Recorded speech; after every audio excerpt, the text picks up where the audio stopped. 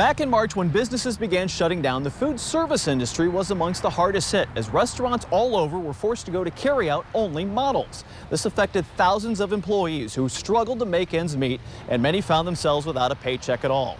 WRTV's Megan Sanctorum visited the Ale Emporium here in Castleton and found an owner who had a plan in place to be there for his employees.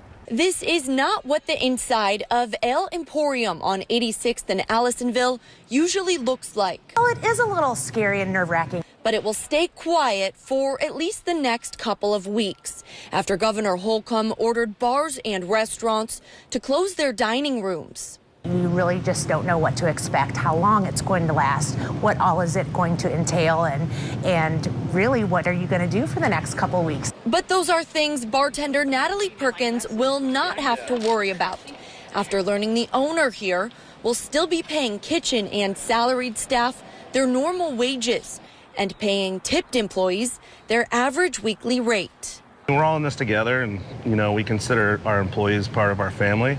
A lot of them work, they live paycheck to paycheck, they have rent to pay.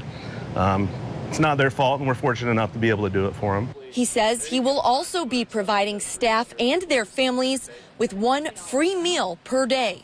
They've all been really appreciative.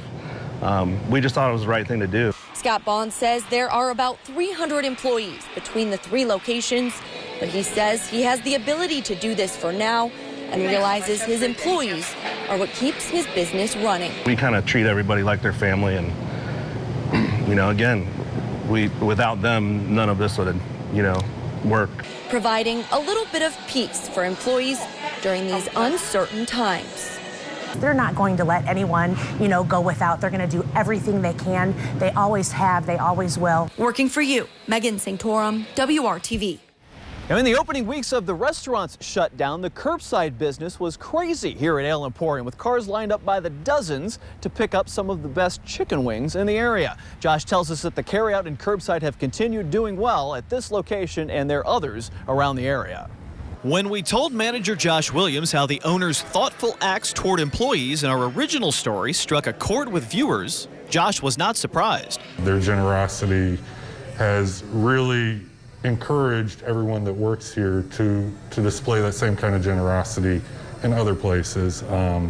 So it's really been a good learning tool for everyone here, and leading by example, our owners have done an incredible job of just making sure everyone has what they need to get by during this difficult time.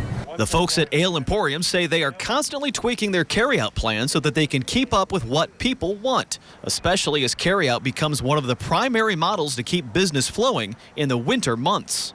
When we first did this profile on Ale Emporium back in March, we got massive response on social media. It was one of the most interacted with posts on WRTV's Facebook all year, going viral and hopefully giving some attention to the Ale Emporium's good business practices while inspiring people to eat local in the process.